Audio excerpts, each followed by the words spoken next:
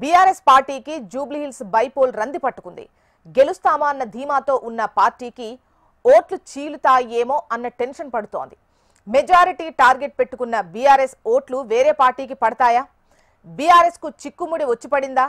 Jubilee Hills bypoll బరిలో టీఆర్ఎస్డీ party అభ్యర్థిని రంగంలోకి దింపడంతో బీఆర్ఎస్ కు ఇబ్బందికరంగా మారిందా?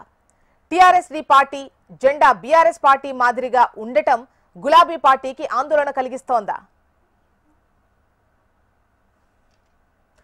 స్థానిక సంస్థల ఎన్నికలపై తెలంగాణ హైకోర్టు స్టే ఇవ్వడంతో ప్రజల చూపంతా జూబ్లీహిల్స్ బైపోల్ పై పడింది. జూబ్లీహిల్స్ బైపోల్ సమయం దగ్గర పడుతున్న కొద్దీ రాష్ట్రంలో రాజకీయం వేడెక్కుతోంది. జూబ్లీహిల్స్ స్థానాన్ని కాపాడుకోవాలని బీఆర్ఎస్ పార్టీ, ప్రభుత్వానికి చెడ్డ పేరు రావద్దని కాంగ్రెస్, బైపోల్లో గెలిచి సత్తా చాటాలని బీజేపీ ఎవరి ప్రయత్నాలు వాళ్లు చేస్తున్నారు. బీజేపీ అభ్యర్థి పేరును ఇంకా ప్రకటించకపోయినా టీడీపీ, జనసేనలు కలిసి వచ్చే అవకాశం ఉండటంతో త్రిముఖ పోరుకే ఎక్కువ అవకాశం ఉంది. జూబ్లీహిల్స్ బైపోల్ ను ప్రతిష్టాత్మకంగా తీసుకున్న అధికార కాంగ్రెస్, ప్రతిపక్ష బీఆర్ఎస్ గెలుపు కోసం సర్వశక్తులు ఒడ్డుతున్నాయి. ప్రత్యర్థిని చిత్తు చేసేందుకు వ్యూహాలకు పదును పెడుతున్నాయి. దివంగత ఎమ్మెల్యే మాగంటి గోపీనాథ్ ఆకస్మిక మరణంతో జూబ్లీహిల్స్ బైపోల్ అనివార్యమైంది. దీంతో ఆయన భార్య మాగంటి సునీతను అభ్యర్థిగా ప్రకటించింది బీఆర్ఎస్. ఇప్పటికే బీఆర్ఎస్ అభ్యర్థి ముమ్మరంగా ప్రచారం చేస్తున్నారు. అంతా సాఫీగా సాగుతున్న సమయంలో బీఆర్ఎస్ కు ఇప్పుడు కొత్త చిక్కొచ్చి పడింది. జూబ్లీహిల్స్ బైపోల్లో ప్రధాన రాజకీయ పార్టీలతో పాటు పలు చిన్న చితకా పార్టీలు, స్వతంత్ర అభ్యర్థులు బరిలోకి దిగుతున్నారు. ఈ క్రమంలో ఓ రాజకీయ పార్టీ జూబ్లీహిల్స్ బైపోల్లో పోటీకి దిగడం బీఆర్ఎస్ పార్టీకి ఇబ్బందికరంగా మారింది.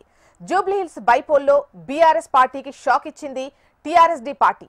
ఈ ఉప ఎన్నికల్లో తమ పార్టీ పోటీ చేస్తుందని టీఆర్ఎస్డీ పార్టీ అధ్యక్షులు నరాల సత్యనారాయణ వెల్లడించారు. జూబ్లీహిల్స్ బైపోల్లో తెలంగాణ రాష్ట్ర సమితి డెమోక్రటిక్ పార్టీ తమ అభ్యర్థిని ప్రకటించింది. కంచర్ల మంజుష అభ్యర్థిత్వాన్ని ఖరారు చేసింది.